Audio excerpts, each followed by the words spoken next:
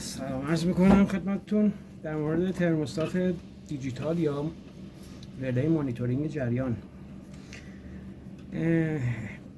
میخواستیم در این ویدیو با شما صحبت کنم و با هم دیگه آشنا بشیم نحوه عملکرد این تجهیز رو. خدمت شما عرض کنم که این رله میتونه از 0 تا 900 درجه سانتیگراد رو به ما دماش رو نشون بده و مانیتور کنه. ترموکوبل یا سنسور دمایی که بهش متصل میشه ترموکوبل نوع کا هست که حد اکثر دمایی که میتونه سنس کنه همون دور و بر 1000 درجه سانتیگراد خواهد بود و اینکه رله خروجی این ترموستات چیزی حدود 5 آمپر برای ما فراهم میکنه و میخوایم بریم به سیمبندی این رله. دو تا ورودی فازونول داره و قبل از اون بهتون بگم که با ولتاژ متناوب و ولتاژ AC 180 تا 250 درجه 250 ولت راه اندازی میشه. من سیمای فازونولش رو میبندم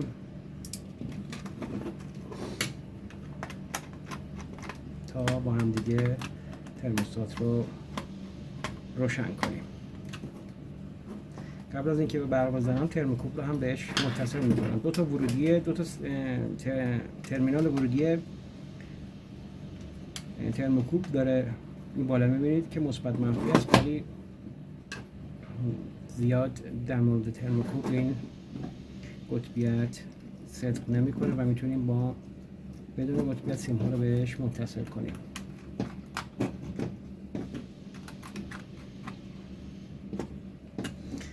و اما خروجی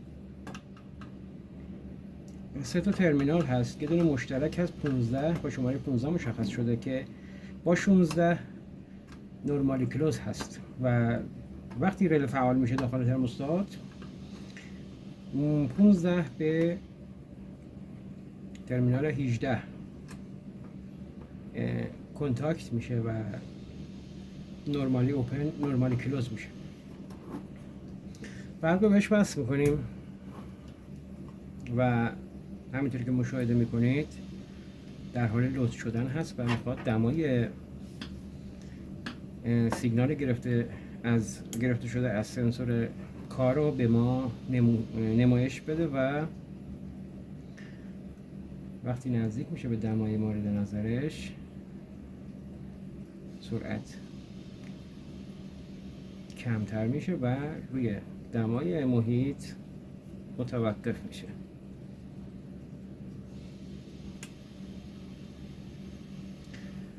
خب 30 درجه سانتیگراد. ببینید نمایش دمای محیط روی مانیتور بالایی روی این نمایشگر بالایی هست و پایینی 34 دمایی که تنظیم شده توسط اپراتور به ما نشون میده و این چراغ هم چراغی که با حرف رل مشخص شده یعنی رله فعال شده. وقتی چراغ روشن میشه یعنی رله فعال هست و خروجی چه فرآیندی واسه ما طی میکنه. میبینید که به سرعت داره پایین میاد دما. اگه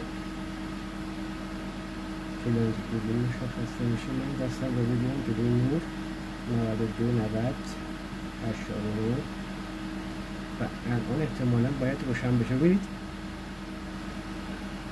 خروجیشو فعال کرد با شمردن تایم دیلی که براش در نظر گرفته بودیم و الان در نظر بگیریم که خروجی رله وصل شده به یک المنت و میخوایم ببینیم چجوری این فرایند افزایش دما و قطع کردن خروجیش رو واسه ما طی میکنه و مشخصا باید با سرعت دما بالا بره. الان روی 58 مکس کرده. ببینید سریع بالا رفت. تی محفظه احتمالاً تا دما به سنسور مورد نظر برسه کمی زمان میبره و الان باید خروجی قطع بشه. ببینید تایم رو میشماره با چشمک زدن و قطع میکنه. حالا خروجیش رو من اینجا چیزی من ندارم که بخوام بس کنم و برای شما نمایش بدم. انشالله در فرصت‌های بعدی با هم دیگه این فرایند رو طی خواهیم کرد. امیدوارم لذت برده باشید و استفاده کرده باشید. خدایا رو نگهدارتون.